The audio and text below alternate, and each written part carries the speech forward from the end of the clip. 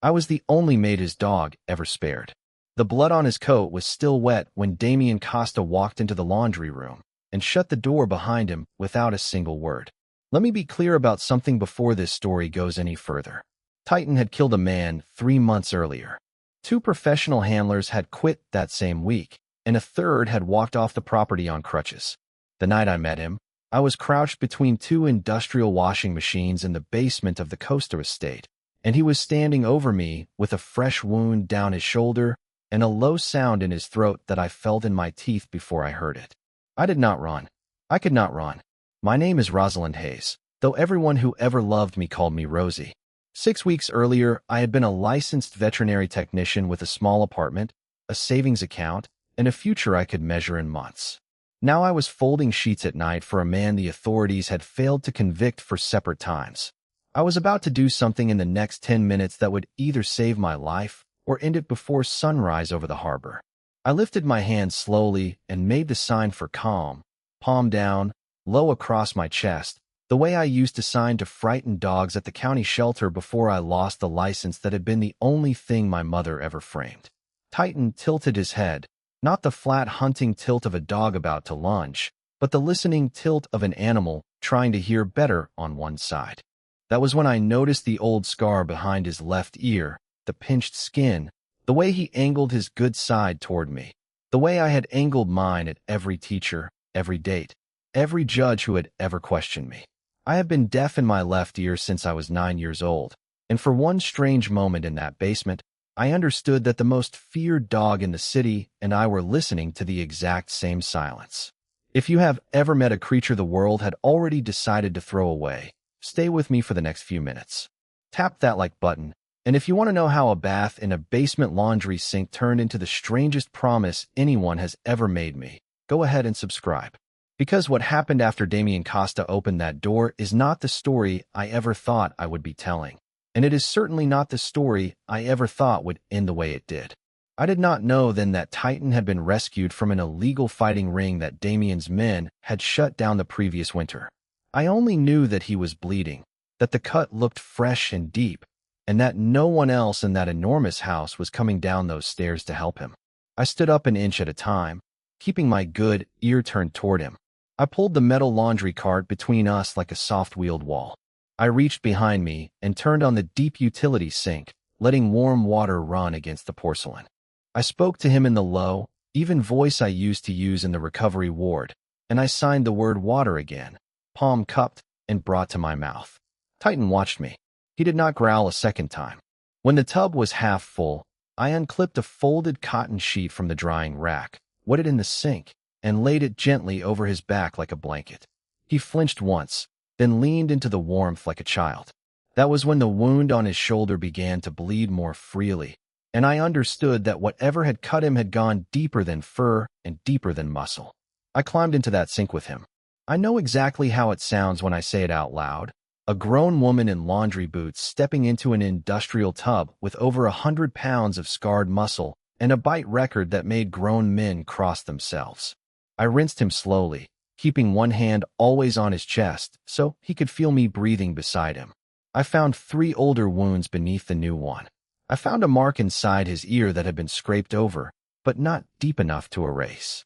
I found a collar buckle that had rubbed raw against a lump under his jaw, and I found that when I hummed low and off-key, the way my mother used to hum over my brother's crib on the nights the rent was late, Titan closed his eyes.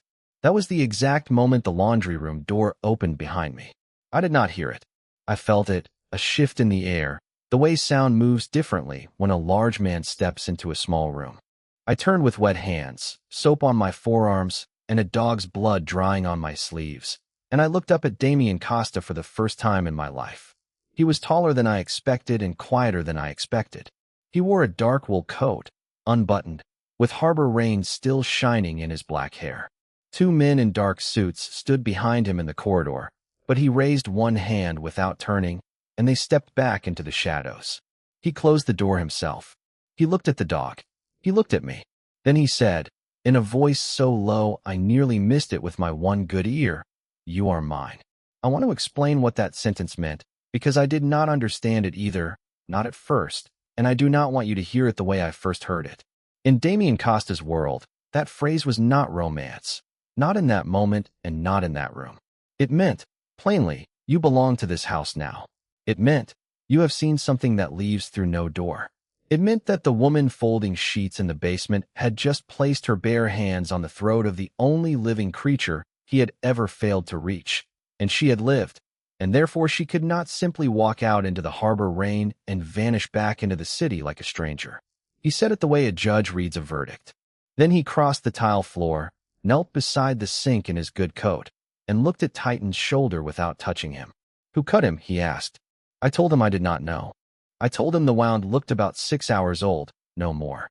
I told him I would need clean thread, saline, gauze, and a curved needle from the kennel kit upstairs, and that if he did not have those things in the house, I would use fishing line and a sewing needle from my own bag in the gatehouse. Damian stared at me for a long second. Then he stood, opened the door, and said one word into the hallway. "Bring it." They brought everything. I stitched Titan's shoulder on a folded gray blanket on the laundry floor, while Damian sat on an overturned bucket and held the dog's head between his palms. Titan did not flinch once through 14 stitches. When I tied the last knot, my hands were shaking so badly I could not cut the thread. Damian took the small scissors from my fingers without a word and cut it himself. Then he looked at me and asked my name. I told him. He asked where I lived. I lied. He knew I had lied, because his eyes flicked once toward my left ear and back, the way people do when they notice the small hearing aid I keep tucked in there. I realized in that instant that this man had been watching me from somewhere in his house for longer than a single night. He told me I would not be returning to the laundry the next morning. He told me I would sleep in the small stone gatehouse near the kennels, that his grandmother would bring me clothes at first light, and that Titan would sleep at my door until the dog himself decided otherwise. When I opened my mouth to argue, he stopped me with a look that was not unkind. "Ms. Hayes," he said, "you climbed into a sink with the only living thing in this house I have never been able to protect. I will not send you home tonight." He paused. "Please." That word, from a man like him, was the strangest sound I had heard all evening. Then he turned and left, and Titan stood up out of the blood and the soap suds, shook once, and followed me. Not him. Me. The gatehouse had one narrow window and a small iron stove that smelled of old wood smoke and old rain. I sat on the edge of the narrow bed for a long time before I understood I was crying, not from fear, but from the memory of my little brother Marcus, 16 years old, waiting for me in a rented duplex across the city with a small rescue mutt named Biscuit and a rent notice we could not pay. I had taken this job at the estate for him. I had taken it because after I lost my license for refusing to falsify a chart, no clinic in the state would hire me, and the Costa estate paid in cash and asked no questions about what the state board had written about me. Now I had crossed a line I could not uncross, and Marcus did not know. I was going to have to lie to him again in the morning. Nana Costa came at first light. She was 78 years old, wore a black cardigan buttoned to her throat, and carried a wooden tray of coffee, warm bread, honey, and a folded cotton dress that had belonged, she said, to no one who would miss it now. She sat in the wooden chair across from me and watched me eat before she spoke a single word. "My grandson said you sang to the dog," she said finally. I told her I had only hummed. She gave a slow, careful smile that did not quite reach her eyes. "In this house," she said, "that is the same thing." Then she leaned forward until her elbows rested on her knees. "Rosalind, listen to me now. Damian did not say you were mine last night to hold you. He said it because someone in this house wants that dog dead, and last night, for the first time in 3 years, they had a witness in the wrong room. Be very careful which doors you open in the days ahead. Some of them do not close again." I did not fully understand her warning until 3 days later, when I found a small chipped bowl of raw meat sitting neatly outside the kennel gate at 7 in the morning, with a sweet chemical smell my training recognized before my mind did. Antifreeze, unmistakable. I threw the whole bowl into the harbor before Titan or any of the other kennel dogs could reach it. I did not tell Damian about it yet, because I did not know who inside the house had left it there, and Nana's warning was still sitting in my ears like a stone. I began to watch the estate instead. I watched the staff. I watched the men in dark coats who came and went through the side gate at odd hours, and I watched Victor Reyes, Damian's closest advisor, a soft-spoken man of about 50 with silver at his temples and a slim gold wristwatch worth more than my brother's entire tuition. Victor smiled at me the way certain men smile at furniture they are quietly considering moving to another room.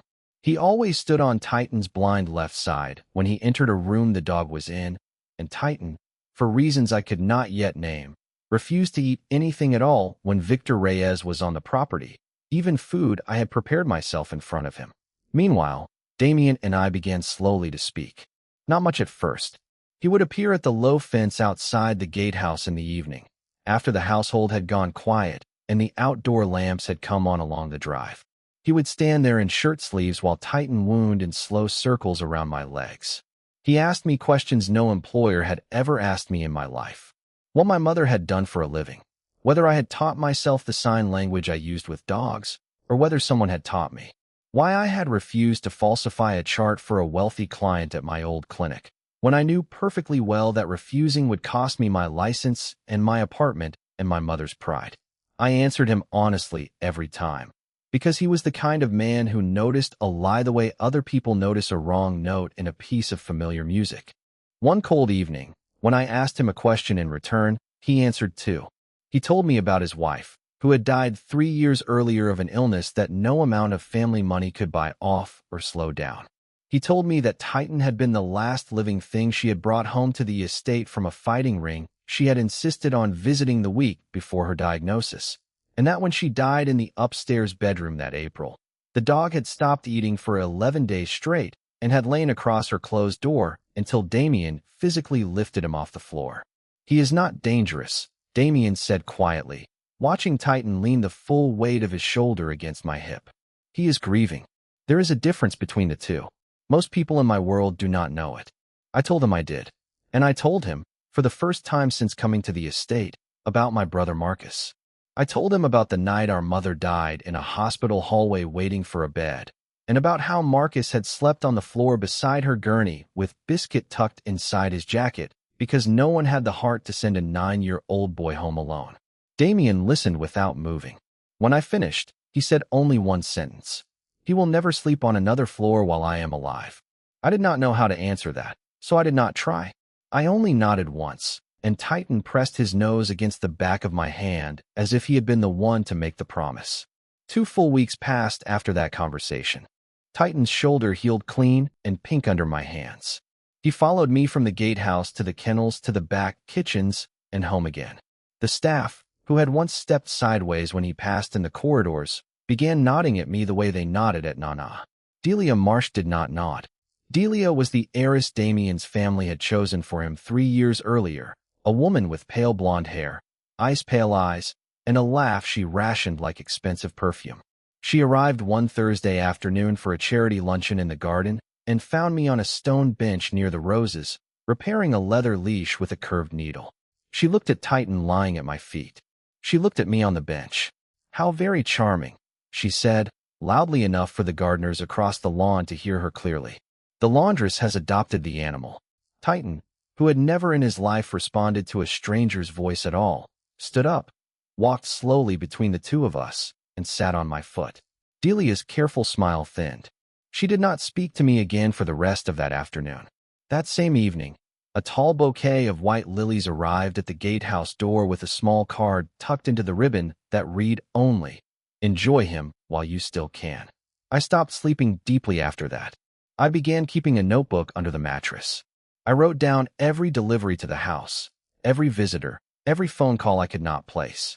I wrote down that Victor Reyes had walked out to the kennels on 3 separate nights and stood outside the fence for exactly 4 minutes each time before turning back to the main house without ever speaking. I wrote down that the pantry lock had been quietly changed without any notice to the household. And I wrote down, on a Tuesday in late October, that my brother Marcus had called me from a payphone at his school, crying, because Biscuit, the little rescue mutt he had raised since he was 9 years old, had been found dead that morning in our small rented backyard, with foam around his mouth and a piece of raw meat a few feet from his body. I drove across the city that night with my hands so tight on the steering wheel my knuckles ached for an hour afterward. Marcus met me at the front door. He was too old to hold at 16, and I held him anyway in the doorway for a long time. I buried Biscuit myself in the small square of dirt behind the house with a rusted shovel I had bought from a neighbor for $6. While I was digging, I found what the poisoner had not counted on, a scrap of butcher paper, still faintly greasy, with a small printed logo in the corner. Reyes Brothers Fish Market, Harbor District. I sat back on my heels in the cold dark and understood all at once that the warning had never really been about Titan. It had been about me from the beginning. Someone inside the Costa estate had reached all the way across the city into my brother's yard to tell me exactly what I was standing next to, and Victor Reyes had signed his own name to it without meaning to. If you have ever felt the exact moment a story stops being someone else's and becomes yours, take a breath here with me. What would you have done next if a man that powerful had just killed your little brother's dog to send you a private message? Tell me in the comments below. I honestly still do not know if I made the right choice when I made it. I did not tell Damian that night. I did not know how much of the household Victor Reyes already quietly controlled, and I did not know whether Damian would believe me over a man who had stood at his side for almost 20 years. Instead, I did something I am still not entirely sure I can explain. I drove back to the estate before sunrise and walked into the veterinary shed off the kennels. I took out a sample of the wound drainage I had saved from Titan's shoulder, dried on a cotton swab in a small paper envelope at the back of a drawer. I compared it under the small microscope on the shed's work table to a scraping I had taken that same morning from the inside of a black leather driving glove Victor Reyes had left on the boot bench outside the mudroom. The two samples carried the same faint trace of a chemical used to clean the concrete floors of illegal fighting rings across the Harbor District. Victor had not simply known about the ring Titan came from. He had been inside it. He had handled the animals himself with his own gloved hands, and the scar behind Titan's left ear, the pinched pale skin I had recognized on my very first night in the basement, was the exact mark of a training collar Victor's own father had designed decades earlier in a small workshop half a mile from the Costa side of the harbor. The dog had recognized his abuser before I had. That was why Titan would not eat when Victor was in the house. That was why Titan had cornered me in the basement laundry that first night, half wild with a fresh wound. He had not been hunting me at all. He had been running from the man upstairs, down the only staircase where that man did not go. I sat in the veterinary shed for a long, quiet time after I understood. Titan sat against my leg and leaned his warm weight into me, and I made a decision that I understand now was the first real choice of my entire adult life. I was not going to hand my evidence to Damian and hope he acted on it. I was going to make sure Victor Reyes incriminated himself in front of witnesses even Damian could not politely dismiss. And I was going to use the one small thing Victor did not know I had noticed about him from across 3 different rooms. He tilted his head slightly to the right when he listened carefully. He was deaf, like me, on the left side. He had learned it in the same ring that had taught Titan how to fight, and he had never once mentioned it to anyone at the estate. That afternoon, Damian asked me to walk with him along the seawall behind the estate. It was cold enough to see our breath. Gulls argued over something small and silver on the wet rocks below. He told me, without looking at me, that a shipment of his was going to be intercepted at the pier the following night, and that he intended to be there personally when it was. I did not know then how close I came in that one moment to losing him for good. I only asked if Titan could come stay with me at the gatehouse by the stove until he returned. Damian stopped walking on the wet stones. He turned toward me and looked at me for a long moment, and there was something in his face I had never seen there before. "Rosalind," he said, "if something happens tomorrow night, my grandmother knows where the papers are kept. The gatehouse is yours from that hour. The dog is yours. You will not have to fold another sheet as long as you live in this city." I told him not to speak like that. He almost smiled. "I say it," he said, "because for the first time in 3 years, I have something in this house I would rather come home to than leave behind." He kissed me once on the forehead, the way a man kisses something he is afraid to break in his own hands. Then he walked back up the gravel path to the house without looking back. I did not sleep that night either. I sat awake on the gatehouse floor with Titan's head on my knee and wrote 2 letters by lamplight. One was to Marcus, in case I did not see him again, telling him where the small savings envelope was hidden inside my old textbook, and asking him to finish school no matter what he heard about me. The other letter was to Damian, and I sealed it without addressing it, because I was not brave enough that night to write his name on the front. The shots came at 7 the next evening. I heard the first one because Titan flinched hard against my knee where he lay on the gatehouse rug, and I felt the second one because the small windows rattled in their frames. I ran. I ran down the gravel path to the boathouse with Titan running ahead of me on his long, lean legs, and I found Damian on the wooden dock with one hand pressed flat to his side, and Victor Reyes nowhere in sight. I found Titan already lying between him and the open water, a dark wound blooming across his own chest through the fur. The bullet had passed through the dog before it reached Damian. That was the only reason Damian was still standing on the boards. That was why I dropped to my knees on the wet planks and told 2 of Damian's men, in a voice I did not fully recognize as my own, to carry both of them to the kitchen, not the hospital, not yet, because the hospital would ask questions I could not answer, and Titan would never survive the drive across the city. I operated on that dog on the long kitchen table under the copper lamps. Nana held the light steady in both hands. Damian, bleeding through a folded white towel his own driver pressed hard against his ribs, refused to be moved to another room for anything I said. I opened Titan's chest with hands I could barely feel and found the bullet lodged tight against the third rib, missing the lung by less than an inch of pink tissue. I closed him in 40 minutes flat. Then I turned to Damian with blood up past my elbows and stitched him too, in his own kitchen, on his own straight-back chair, because he would not lie down or let anyone touch him until the dog was breathing steady. Nana watched me the whole time with an expression I could not read.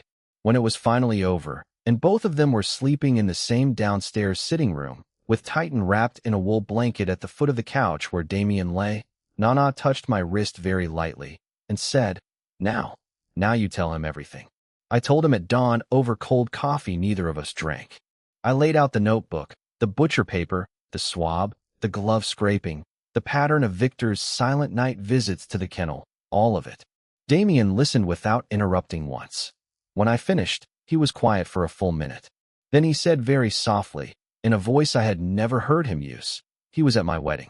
I did not know what to say to that. He looked up at me. Where is he now? He asked. I told him truthfully that I did not know. That was the last honest sentence I spoke for the next 12 hours, because at 10 that morning my phone rang, and Marcus was not on the other end of the line. Victor Reyes was. He had my brother. He had taken him from the front step of our rented house at 9 in the morning, in full daylight, in front of 2 neighbors who had looked at the sidewalk and then looked away. He told me, in the same soft, polite voice he used to say good morning to Nana every single day, that I would come to the old cannery at the end of the harbor at midnight, alone, and that I would bring one very specific thing, a syringe of sedative from the veterinary shed, enough to put down a 100-pound dog in under 60 seconds. He said that if Titan was not dead by 1 in the morning, my brother would not see too. Then he hung up without saying goodbye. I sat on the kitchen floor of the estate for what felt like a very long time. Titan limped slowly across the tile and put his heavy head in my lap and closed his eyes. I looked down into his brown eyes and understood exactly what Victor had planned in every careful piece of it. He wanted the dog dead because the dog was the only living witness who could identify him from the fighting ring. He wanted me to be the one who did it, because that would break something inside me, and a broken woman does not testify in a courtroom. And he wanted Damian to find us both, the dog cold and the woman kneeling in the dust, because that image would end whatever Damian and I had begun in the gatehouse before it had time to grow real roots. I stood up slowly. I did not go to the veterinary shed for the syringe. I went to Nana's sewing room on the 2nd floor and asked her for a length of black wax thread and a small pair of scissors she kept in a tin box on the windowsill.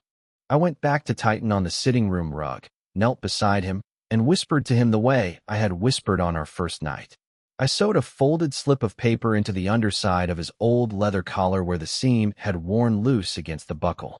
On the paper I had written the time, the location, and one single line in block letters. He is deaf on the left. Trust the dog. Then I filled the syringe with plain saline instead of the sedative, capped it, put on my coat, and left the estate on foot in the dark, so no one behind me would follow a car. The cannery smelled of salt and old fish and rust and diesel. Victor stood on the concrete loading dock in a long dark coat, with Marcus kneeling in front of him on the cold ground, and one gloved hand resting on my brother's shoulder like a father posing for a photograph. I walked out into the pale light of a single hanging bulb with the syringe held clearly where he could see it in my right hand. He smiled that furniture smile at me across the dock. He asked politely if I had come alone. I said yes. He asked if the syringe was full. I held it up higher. He told Marcus to stand up slowly and step aside toward the far wall. Marcus did not move until I nodded at him once. Then Victor told me to place the syringe on the wooden crate between us and step back 5 paces. I did. Then I did the one small thing he had not expected. I turned my good ear toward him deliberately and said very quietly, so that only a man reading my mouth could catch it, "You should have kept the collar." He did not understand my sentence, not for a full second, and in that single second Titan came around the far corner of the cannery on silent pause, with Damian and 2 of his men behind him, Damian holding the folded slip of paper open in his hand.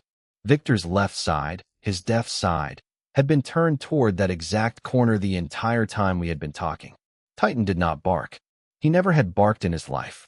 He crossed the concrete in 6 long strides and did what a fighting ring had trained him to do, but he did it for the first time in his life for someone he had chosen himself. He took Victor Reyes to the ground. Damian pulled me and Marcus behind him with 1 arm each. 2 more of Damian's men stepped out of the shadows on the far side of the dock, where they had been waiting quietly since 11 that night, because Nana had shown them the sewn paper in the collar the moment I left the estate on foot. It was over in less than a minute. Victor was alive. He would not stay a free man for very much longer. Damian had already made calls I never heard. Marcus cried against my shoulder in the back of the car all the way home, silently, into the collar of my coat, the way older children cry when they do not want to be seen.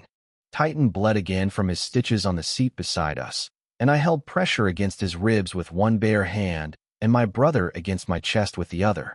Damian drove himself the whole way back, because he did not trust anyone else with the 3 of us in the seat behind him. When we reached the estate gates, Nana was already waiting on the front steps with hot water and clean towels, and for reasons I did not ask about that night, a quiet old priest who nodded once at me and said nothing. 6 months later, I own a small rehabilitation clinic on the edge of the harbor. It is called Second Ear, painted in careful blue letters above the door.